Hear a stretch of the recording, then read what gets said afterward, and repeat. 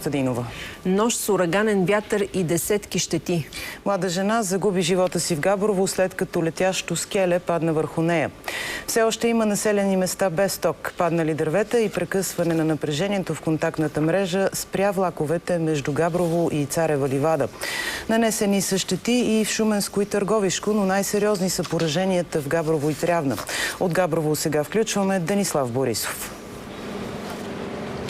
Здравейте, включваме се от мястото, където снощи 34-годишната жена загина. Това, което вече знаем и можем да кажем е, че около 20 часа жената е минавала ето по този тротуар в близост до тази пешеходна пътека.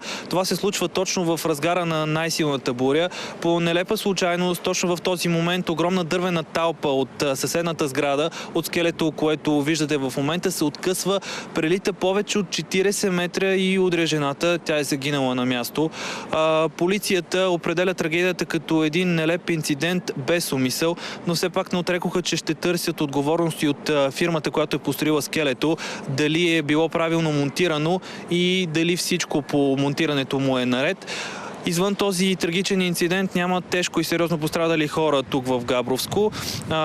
Около 10 човека са потърсили помощ в болницата. Един мъж е с скъсани сухожилия на ръката, жена е с счупена ръка. През цялата сутрин обхождаме района, срещаме се с хората тук. Вижте как започна деня им.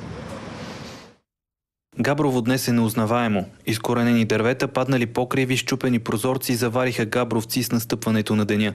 Вековен бор в центъра на града е бил повален от тайфуна върху съседна къща. Вековно дърво е. 40-та година някъде е посадено. Здраво, абсолютно здраво дърво, нито изгнило, но в един момент под този огромен напор на вятъра се срина. Колата ми я занасяше. Виждаш от тук и оттам навсякъде дървета се клонят към тебе. Силният вятър е отнесъл покрива на Съдебната палата, Априловската гимназия и още няколко обществени сгради. Изолацията на цялата фасада на Габровската болница е свлечена от урагана.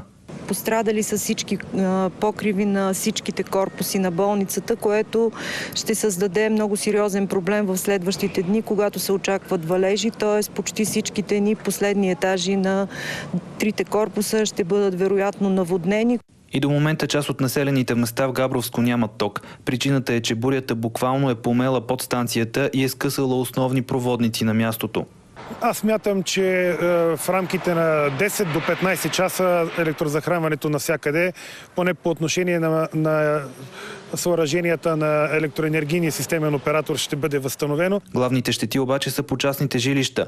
Много изпочупени прозорци, паднали комини, премазани коли, отнесени покриви. Ще се търсят начини за компенсация. В общи линии трябва независим оценител, трябва експертна оценка, трябва комисия и комплектованите материали в двуседмичен срок към комисията за подпомагане. Огледите и описите на щетите ще продължат през целия днешен ден. Бедствено е положението и в Трявна, и в Дряново. Дървета паднаха върху контактната мрежа на железницата и до този момент предизвикват проблеми с железопътния транспорт. Има много населени места, които все още са без ток в двата града. Иначе сериозни щети бурята причини и в Велико Търновско, за щастие без сериозно пострадали. Буквално допреди малко беше затворен прохода Твърдица Елена. Разчистването му и към този момент продължава. В Шуменско също има населени места без ток, много потрошени дървета, затворени пътища. Повече в репортажа на кореспондентите от района. Силен вятър със скорост 22 метра в секунда връхлетя Шумен и региона тази нощ. Няма пострадали хора при бурята, но са нанесени материални щети. В село Илия Блъсково вятърът отнесъл 2 покрива на къщи. Много силен вятър, страшна работа. И ми събори покрива на къщичката. Много се оплаших. Не съм спала. Цяла нощ не съм спала. Много страшно. Много голяма буря, голям ураган беше. Комисии от община Шумен вече започнаха оглед на щетите, за да може максимално бързо да се помогне на нуждаещите се хора. Тук пострадалите наши съграждани ще направим протоколите, ще ги опишем, за да можем да подадем документите до Комисията по бедствия и аварии. Гледаме в максимално бърза степен да възстановим нормалния ритъм на работа. Няколко села в Шуменско са останали без ток през нощта, но захранването вече е възстановено. Вятърът е изкоренил и много дървета. Временно е бил затворен участък от третокласен път. Паднал е и билборд. За BTV новините от Шумен, Красимир Кънчев. Иначе тук в целия регион е неучебен ден. Времето рязко застудя, но за щастие силният вятър се успокои и с това се успокоиха и хората тук в региона. От тук ние се отправяме към Дряново и Трявна, където положението е не по-малко тревожно. Цялата пълна картина на бедстващия регион гледайте във вечерните ни новини. Дени, благодарят и Денислав Борисов с обобщение на щетите, които нанесе ураганния вятър тази нощ.